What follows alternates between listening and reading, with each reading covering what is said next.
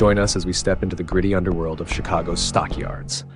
When a privileged youth meets an unexpected guardian, the night takes a dramatic turn. Unveil the heart-wrenching story behind Old Bugs. Old Bugs by H.P. Lovecraft. Sheehan's pool room, which adorns one of the lesser alleys in the heart of Chicago's Stockyard District, is not a nice place. Its air, freighted with 1,000 odors such as Coleridge may have found at Cologne, too seldom knows the purifying rays of the sun, but fights for space with the acrid fumes of unnumbered cheap cigars and cigarettes which dangle from the coarse lips of unnumbered human animals that haunt the place day and night. But the popularity of Sheehan's remains unimpaired, and for this, there is a reason obvious to anyone who will take the trouble to analyze the mixed stenches prevailing there. Over and above the fumes and sickening closeness rises an aroma once familiar throughout the land, but now happily banished to the back streets of life by the edict of a benevolent government. The aroma of strong, wicked whiskey, a precious kind of forbidden fruit indeed in this year of grace, 1950. Sheehan's is the acknowledged center to Chicago's subterranean traffic in liquor and narcotics, and as such has a certain dignity which extends even to the unkempt attachés of the place. But there was until lately one who lay outside the pale of that dignity, one who shared the squalor and filth, but not the importance of Sheehan's. He was called Old Bugs, and was the most disreputable object in a disreputable environment. What he had once been, many tried to guess, for his language and mode of utterance when intoxicated to a certain degree were such as to excite wonderment. But what he was presented less difficulty, for Old Bugs, in superlative degree, epitomized the pathetic species known as the bum, or the down-and-outer.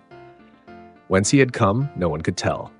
One night he had burst wildly into Sheehan's, foaming at the mouth and screaming for whiskey and hashish, and having been supplied in exchange for a promise to perform odd jobs, had hung about ever since, mopping floors, cleaning cuspidors and glasses, and attending to 100 similar menial duties in exchange for the drink and drugs which were necessary to keep him alive and sane.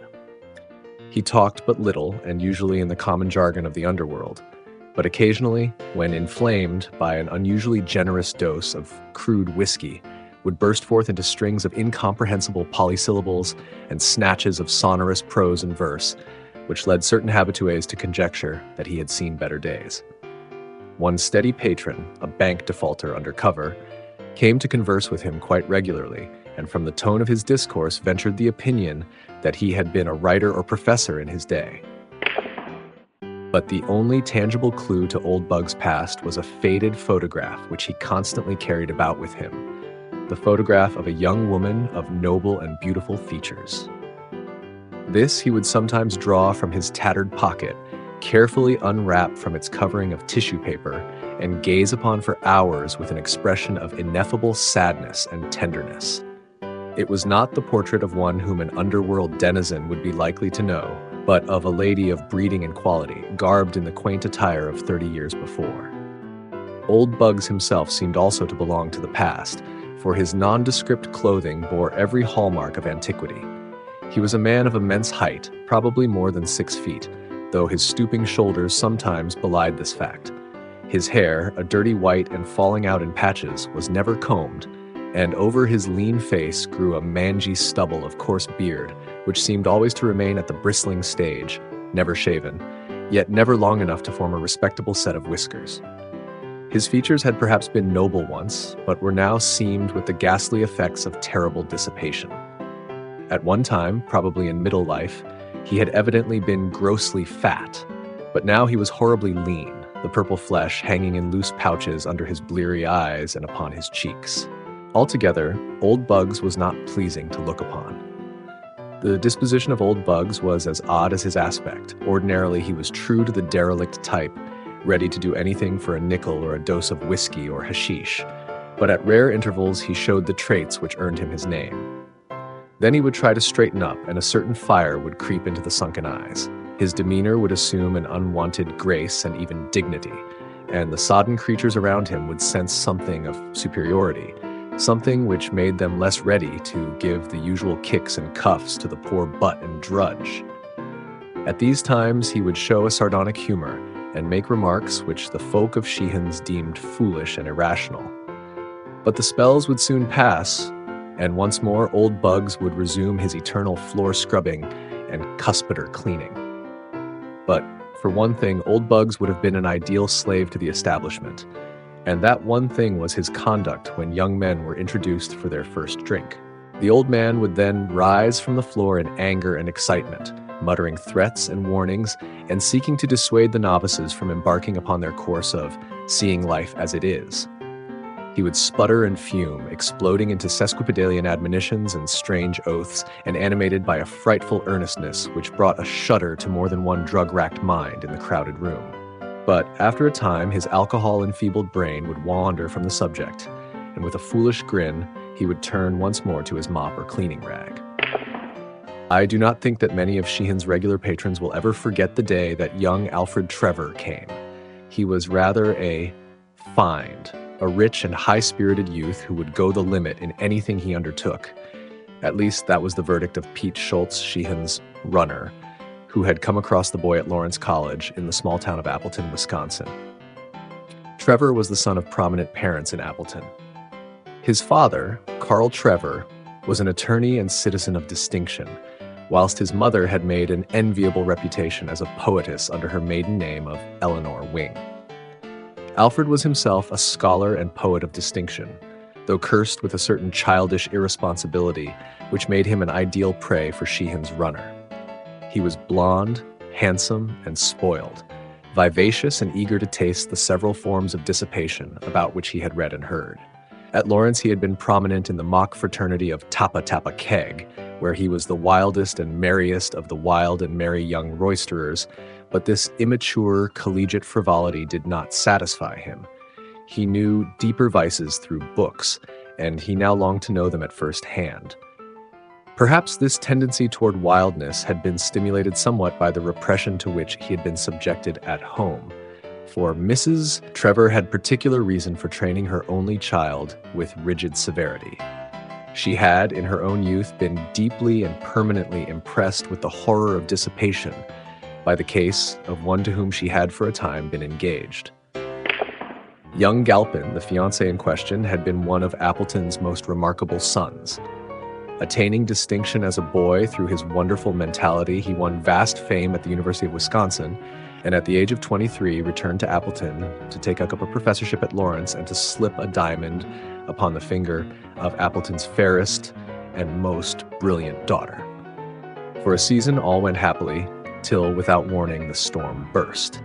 Evil habits, dating from a first drink taken years before in woodland seclusion, made themselves manifest in the young professor, and only by a hurried resignation did he escape a nasty prosecution for injury to the habits and morals of the pupils under his charge.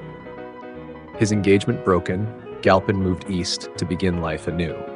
But before long, Appletonians heard of his dismissal in disgrace from New York University, where he had obtained an instructorship in English. Galpin now devoted his time to the library and lecture platform, preparing volumes and speeches on various subjects connected with Bell's letter, and always showing a genius so remarkable that it seemed as if the public must sometime pardon him for his past mistakes. His impassioned lectures in defense of Villon, Poe, Verlaine, and Oscar Wilde were applied to himself as well, and in the short Indian summer of his glory, there was talk of a renewed engagement at a certain cultured home on Park Avenue. But then the blow fell. A final disgrace, compared to which the others had been as nothing, shattered the illusions of those who had come to believe in Galpin's reform, and the young man abandoned his name and disappeared from public view. Rumor now and then associated him with a certain Consul Hastings, whose work for the stage and for motion picture companies attracted a certain degree of attention because of its scholarly breadth and depth. But Hastings soon disappeared from the public eye, and Galpin became only a name for parents to quote in warning accents. Eleanor Wing soon celebrated her marriage to Carl Trever, a rising young lawyer, and of her former admirer retained only enough memory to dictate the naming of her only son and the moral guidance of that handsome and headstrong youth. Now, in spite of all that guidance, Alfred Trever was at Sheehan's and about to take his first drink. Boss, cried Schultz as he entered the vile-smelling room with his young victim. "Meet my friend Al Trever, best leal sport up at Lawrence. That's an Appleton whiz, you know. Some swell guy, too. His father's a big corporation lawyer up in his burg, and his mother's some literary genius. He wants to see life as she is. Wants to know what the real lightning juice tastes like. So just remember he's me friend, and treat him right." As the names Trever, Lawrence, and Appleton fell on the air, the loafers seemed to sense something unusual. Perhaps it was only some sound connected with the clicking balls of the pool tables or the rattling glasses that were brought from the cryptic regions in the rear. Perhaps only that, plus some strange rustling of the dirty draperies at the one dingy window. But many thought that someone in the room had gritted his teeth and drawn a very sharp breath. "Glad to know you, Sheehan," said Trever in a quiet, well-bred tone. "This is my first experience in a place like this, but I am a student of life and don't want to miss any experience. There's poetry in this sort of thing, you know, or perhaps you don't know, but it's all the same." "Young feller," responded the proprietor, "you come to the right place to see life. We got all kinds here, real life and a good time. The damn government can try to make folks good if it wants to, but it can't stop a feller from hitting her up when he feels like it. What do you want? Feller, booze, coke, or some other sort of dope? You can't ask for nothing we ain't got." Habitués say that it was at this point they noticed a cessation in the regular, monotonous strokes of the mop. "I want whiskey, good old-fashioned rye," exclaimed Trever enthusiastically. "I'll tell you, I'm good and tired of water after reading of the merry bouts fellows used to have in the old days. I can't read in an anacreontic without watering at the mouth, and it's something a lot stronger than water that my mouth waters for." "Anacreontic? What in hell's that?" Several hangers-on looked up as the young man went slightly beyond their depth. But the bank defaulter undercover explained to them that Anacreon was a gay old dog who lived many years ago and wrote about the fun he had when all the world was just like Sheehan's. "Let me see, Trever," continued the defaulter. "Didn't Schultz say your mother is a literary person, too?" "Yes, damn it," replied Trever, "but nothing like the old Theon. She's one of those dull, eternal moralizers that try to take all the joy out of life. Namby-pamby sort. Ever heard of her? She writes under her maiden name of Eleanor Wing." Here it was that old Bugs dropped his mop. "Well, here's your stuff," announced Sheehan jovially as a tray of bottles and glasses was wheeled into the room. "Good old rye and as fiery as you can find anywheres in chai." The youth's eyes glistened and his nostrils curled at the fumes of the brownish fluid which an attendant was pouring out for him. It repelled him horribly and revolted all his inherited delicacy, but his determination to taste life to the full remained with him, and he maintained a bold front. But before his resolution was put to the test, the unexpected intervened. Old Bugs, springing up from the crouching position in which he had hitherto been, leaped at the youth and dashed from his hands the uplifted glass, almost simultaneously attacking the tray of bottles and glasses with his mop and scattering the contents upon the floor in a confusion of odoriferous fluid and broken bottles and tumblers.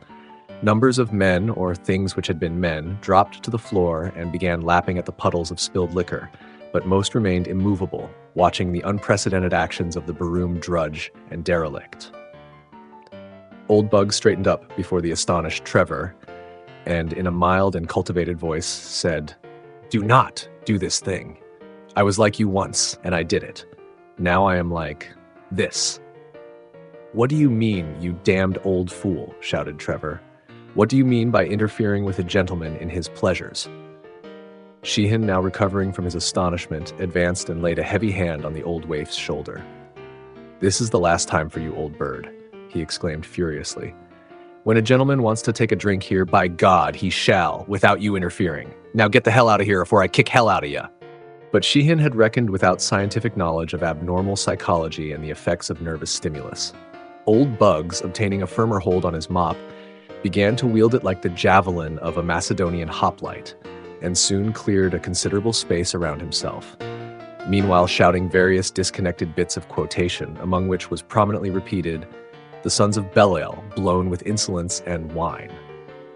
The room became pandemonium, and men screamed and howled in fright at the sinister being they had aroused. Trever seemed dazed in the confusion and shrank to the wall as the strife thickened.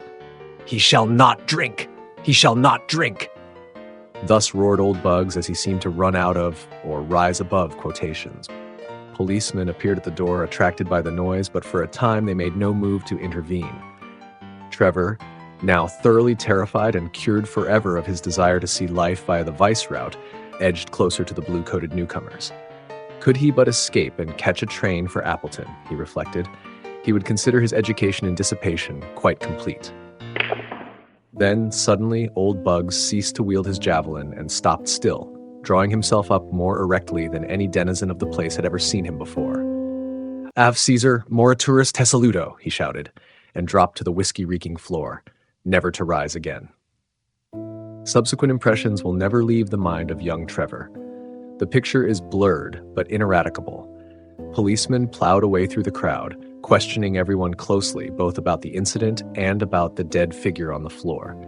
Sheehan especially did, they ply with inquiries, yet without eliciting any information of value concerning old Bugs. Then, the bank defaulter remembered the picture and suggested that it be viewed and filed for identification at police headquarters. An officer bent reluctantly over the loathsome, glassy-eyed form and found the tissue-wrapped cardboard, which he passed around among the others.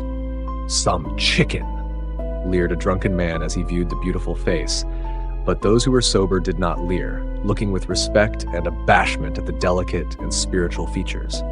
No one seemed able to place the subject, and all wondered that the drug-degraded derelict should have such a portrait in his possession. That is, all but the bank defaulter, who was meanwhile eyeing the intruding bluecoats rather uneasily. He had seen a little deeper beneath old Bug's mask of utter degradation. Then the picture was passed to Trever, and a change came over the youth. After the first start, he replaced the tissue wrapping around the portrait, as if to shield it from the sordidness of the place. Then he gazed long and searchingly at the figure on the floor, noting its great height, and the aristocratic cast of features which seemed to appear now that the wretched flame of life had flickered out. "No," he said hastily. As the question was put to him, he did not know the subject of the picture. It was so old, he added, that no one now could be expected to recognize it. But Alfred Trever did not speak the truth, as many guessed when he offered to take charge of the body and secure its interment in Appleton. Over the library mantel in his home hung the exact replica of that picture, and all his life he had known and loved its original, for the gentle and noble features were those of his own mother. Old Bug's tragic descent into addiction and madness offers a deep exploration of the human condition, much like Lovecraft's The Crawling Chaos.